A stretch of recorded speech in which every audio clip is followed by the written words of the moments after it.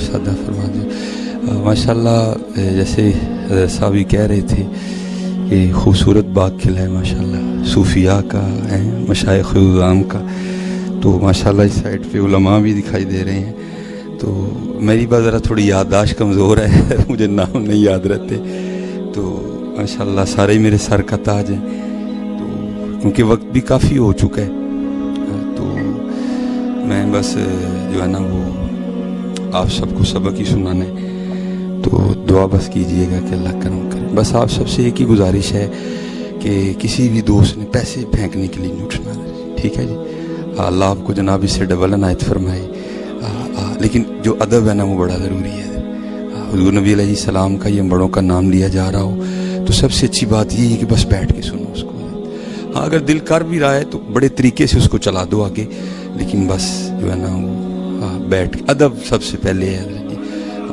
बाकी जो है ना वो बात की है, क्योंकि हज़रत किताबों में भी बड़ा कुछ पढ़ा, लेकिन इस नालायक ने अपनी आँखों से भी बड़ा देखा है। तो अब बस कुछ और ही दिल करता है हज़रत जी।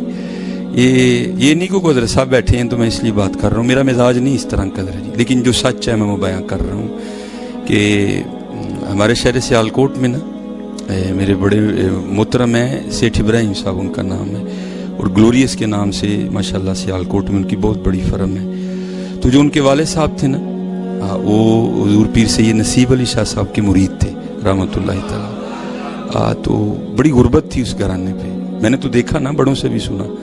तो उनको हज़रत ने एक मेरा ठियानी शायद अनायत फरमाई थी। तो अक्सर रो के कहते हैं यार तीसरी नस्ल है साढ़े को ठियानी नहीं मुकी है। हाँ, तो क्योंकि हज़रत जी या नबी हाँ नबी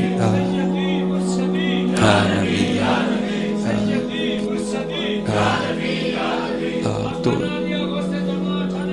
माशाअल्लाह, तो जो आप फेंकोगे वो तो मुक जाने हैं हज़रत जी। अब बस दिल करता है कि यार कि तो ठियानी मानवी लग जाए। भाई ज़रूरत तो हमें भी है ना, मैं कहूँ मुझे नहीं है, ज़रूरत मुझे भी है, लेकिन बस अब किसी से आस उम्मीद नहीं है। बस झोली दर रसूलुल्लाह पे फैलाई है देखो। और हमने सुना है कि बुज़ुर्गों से कि कभी तो साहिब पूछेंगे कौन खड़ा दरबार हमारे। तो ये तो पता नहीं जिसने ये कहा वो उसके साहब कौन थे, लेकिन कुर्बान जाऊँ जो हमारे साहिब हैं। लक़द जाअकुम रसूलुम मिन अनफुसिकुम अज़ीज़ुन अलैहि मा अनित्तुम हरीसुन अलैकुम बिल मुमिनीना रऊफ़ुर रहीम है। तो कभी वाली तो बात ही नहीं है इंशाअल्लाह। तो बस अब दिल करता है कि उसमें से कुछ मिल जाए। मैं एक दफ़ा लाहौर तकरीर करने जा रहा था, तो तब मेरे पास मेहरान गाड़ी होती थी, तो मैं अकेला ही था। मुझे अकेले जाने में बड़ा मज़ा आता है, क्योंकि मैंने सुना है जब बंदा अकेला होता है तो फिर साथ बड़े और होते हैं। तो जब कोई हो तो सुना फिर वो नहीं होते इधर। तो इसलिए मुझे अकेले जाने में बड़ा मज़ा आता है। अल्लाह जो मेरे पीर मुर्शिद है मुझे सख्त नाराज़ होते हैं कि कल ना जाया कर। तो बस मुझे जब बंदा अकेला होता है ना फिर साथ पता नहीं कौन कौन होता है इधर। तो फिर जब कोई होता है तो फिर कौन नहीं होता इधर। तो वो मैंने जब मुरीद का क्रॉस किया ना, तो आगे एक बड़े नहीफ़ो नज़ार से बाबा जी खड़े थे। तो आपको पता है कि मुरीद के वाला रोड जो मेन है उसको क्रॉस करना कोई बच्चों का खेल नहीं है, बड़ी ट्रैफिक चल रही होती है, बड़ी रफ्तार पर गाड़ियाँ गुजरती हैं। तो मेरी नज़र पड़ी तो मैंने साइड पे मेहरान खड़ी की, तो मैंने बाबा जी का हाथ पकड़ के ना तो उनको जो है ना मैंने उस सड़क क्रॉस करवा दी। तो पता नहीं दिल में क्या ख्याल आया कि मैंने एक शायद 1000 था या 500 का नोट निकाल के ना तो मैंने बाबा जी को पेश किया। तो मुझे नहीं था पता कि ये वो हैं जिनके लिए गालिब ने कहा था बदल कर भेष फकीरों का गालिब तमाशा अहले करम देखते हैं। तो मैंने समझा है बाबे दा भैड़ा जिहा लाचा है, भैड़ा जिहा कुर्ता है, लेकिन इतनी थी नहीं ना कि अंदर भी देखता कि अंदर क्या क्या चल रहा है हज़रत जी।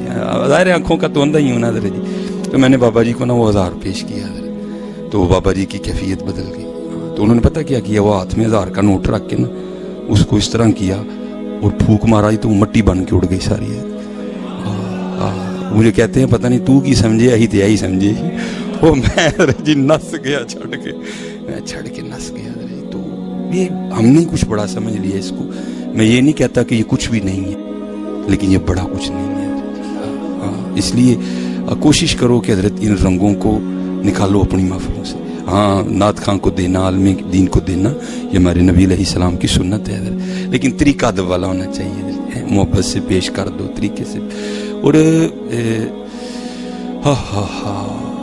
داتا حضور رحمۃ اللہ تعالی علیہ فرماتے ہیں آپ کے پیر و مرشد حضرت شیخ ابو الفضل خطلی رحمۃ اللہ تعالی علیہ آپ فرماتے ہیں حضرت کے فقر کا یہ عالم تھا کہ آپ کے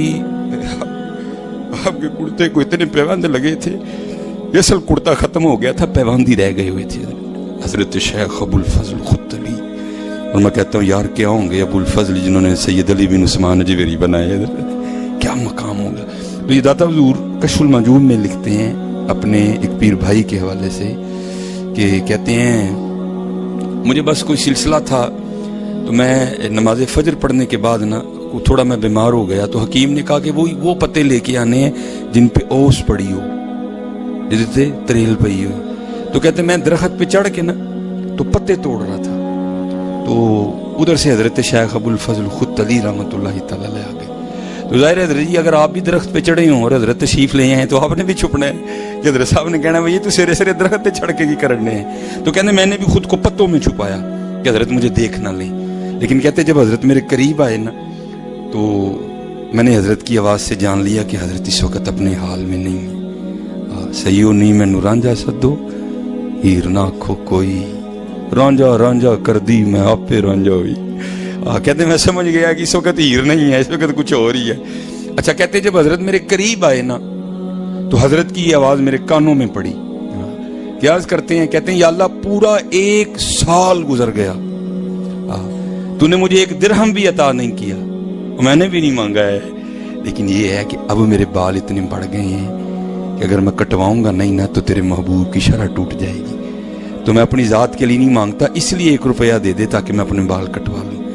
تو داتا صاحب کہتے ہیں کہ جب حضرت شیخ ابو الفضل خطلی رحمۃ اللہ تعالی علیہ کی زبان سے یہ مصرع ادا ہوا نا تو حضرت اس درخت کے نیچے آ چکے تھے جس کے اوپر میں چڑھا ہوا تھا.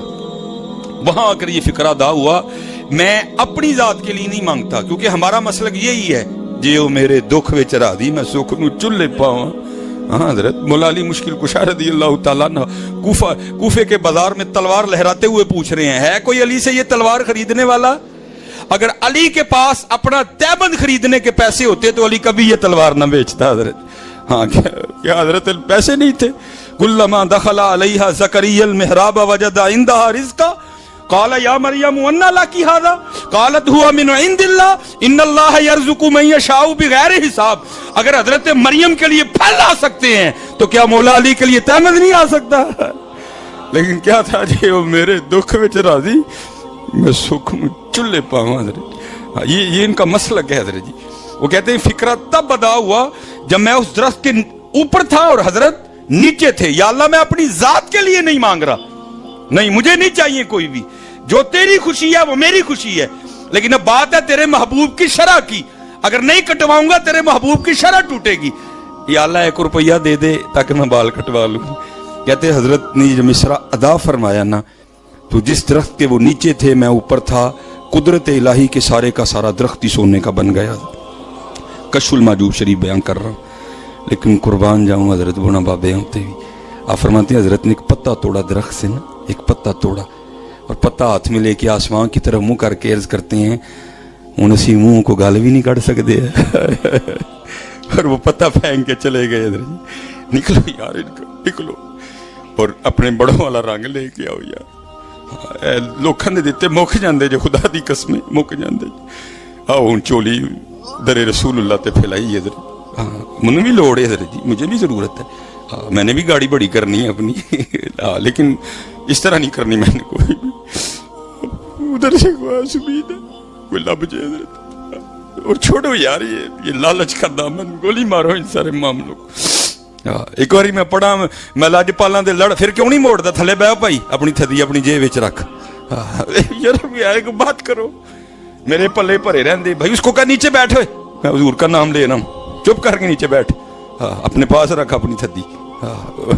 آتے ہیں حضرت ادھر سے کیوں نہیں آتے یار؟ دیکھو یار سارے کافر ہمارے خلاف اکٹھے ہو گئے، ہم نے کب بیدار ہونا یار؟